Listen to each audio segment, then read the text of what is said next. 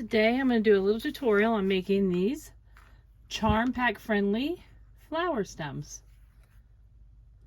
We have, I work at Fabric Obsession in Medina, Ohio, and we have kits available at the moment. This is June 2022. The kits are available, and you can make 6 flowers. You can do 2 of each pattern in the kit. We have a mailable kit that comes with the buttons, enough fabric, and the dowel rods. You'll have to supply your own polyfill. And then we have a kit in the store that also includes a mason jar and clear glass beads to put your flowers in. So that's just a little explanation on those. And I'll post the link to the shop in the comments so you can see where they are. Okay, so first, it also includes a pattern. So I have a pattern pieces. So you do want to leave a little opening. I think I'm going to do a floral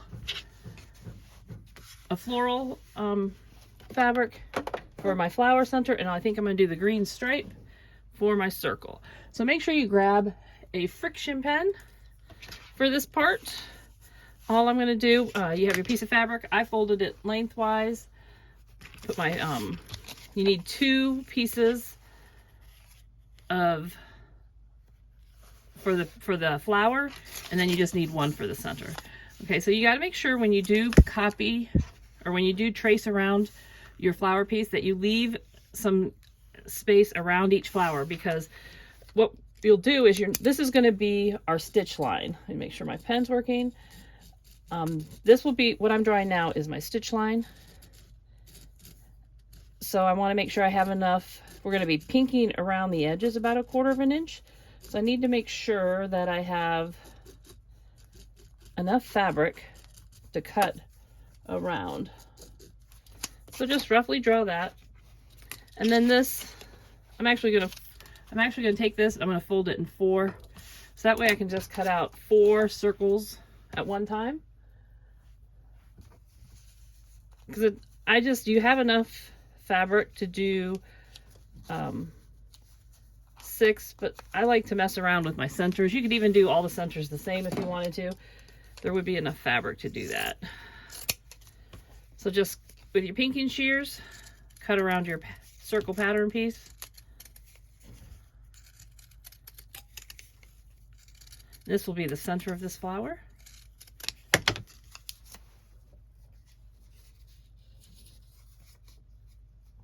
And then I don't want to pinking shear this one yet, but I do need to cut it so that I can stitch it without all the other fabric on it. This is folded, so I'm going to go ahead and cut on the fold just to make it a little bit easier for me. Okay, so now I've drawn on one side my fabric or my flower template. So then it's easier for me to just stick this center on before I stitch the 2 pieces together. Because after I stuff it, I have a hard time centering the flower. So I'm just going to do a couple stitches and back stitch it in the middle.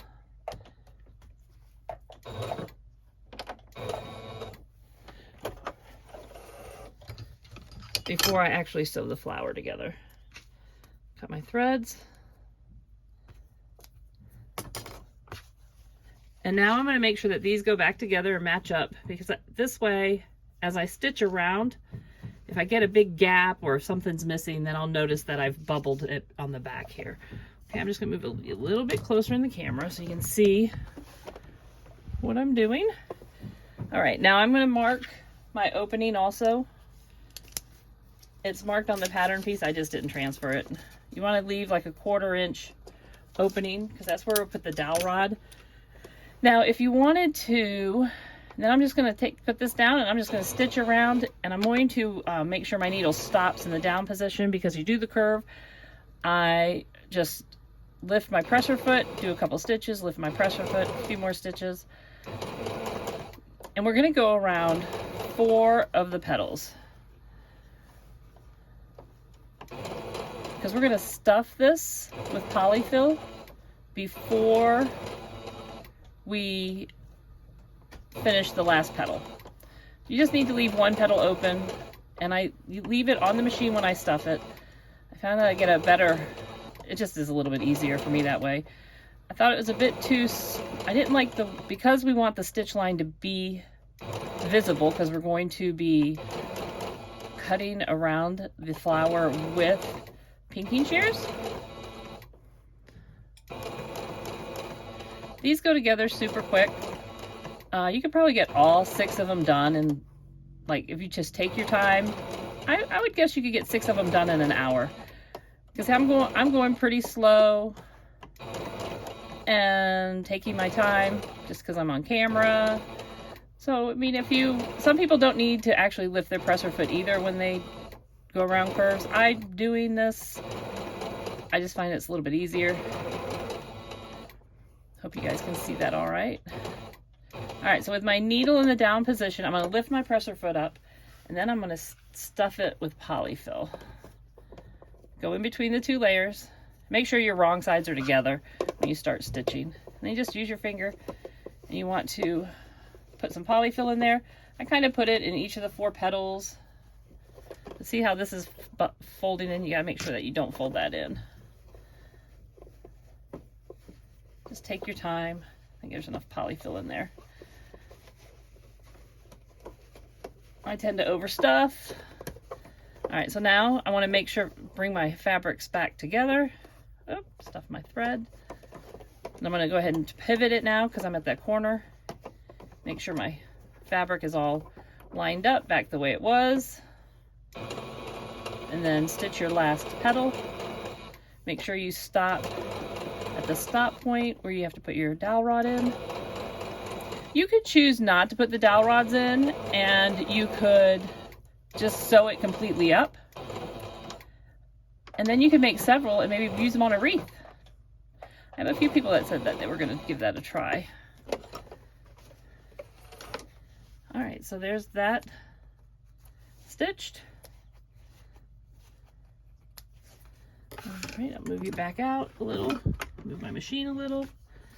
So I don't need my machine actually anymore for this. I'm only going to do 1. Oh, now I used a friction pen. You just kind of play with the batting to get it to move into that petal you didn't have stuffing in. Use your favorite removable fabric marker, or if you like to use the pencil, chalk pencil, and if you can get that to remove good enough, use that. I haven't had any problems with the friction pen, so at the moment I still like friction pen. So there we go, my lines are on there. I'm going to just tap it with my iron to get rid of my lines, my stitch lines. Now if you want, you could also, because this is Charm Pack friendly, I'm just using a bit of fabric. You could iron the thing down. You could also, because I actually accidentally used a permanent pen on one of my samples I made. All you have to do then is make the line that you've drawn your actual line that you're going to cut. So then you're going to want to stitch inside the line that you've drawn 1/4 inch. And then just take your pinking shears and carefully cut around about 1/4 inch outside your stitch line.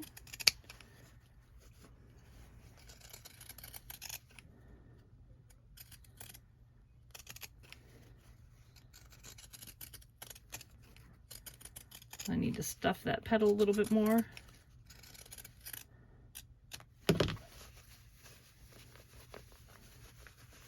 Kind of move it down, there we go. Usually I separate my batting a little bit more than I did that time when I put it in. Makes it a little bit easier. All right, so now if you did not attach this, now you want to grab your circle so that you have it there when we do the next step. All right, we're going to take the dowel rod and we're going to put it in the center here. Before you actually stitch the button on, you're going to do that. Sorry, I'm having some bathroom work done, so that's what you hear, the banging that's going on upstairs.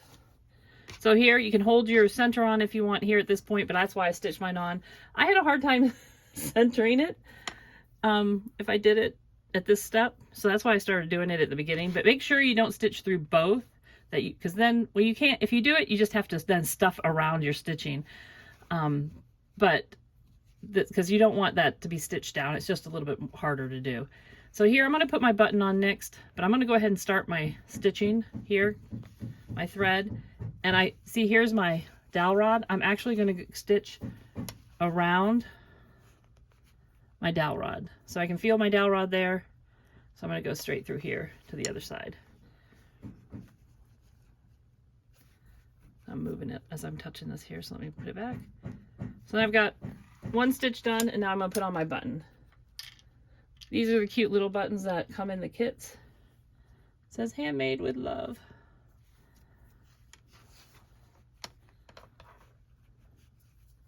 So then you just stitch your button on. Just come up from the back.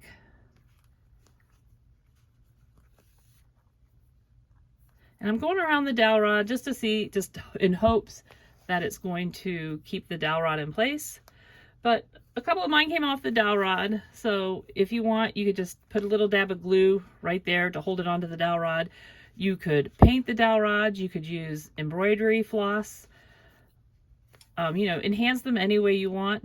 You could put, if you wanted to put a different bead on there, you could.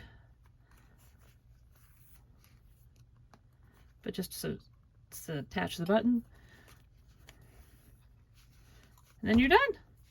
So these are the other floral prints that we used in it's the Lila Boutique, I think it's Love Note is the fabric choice that I used. We also have a kit available with red, white, and blue, I think it's Twinkle fabric. Really fun for the 4th of July. But here you go, there's a quick, easy flower project. Flower on a stem. Hope you enjoy. Thank you.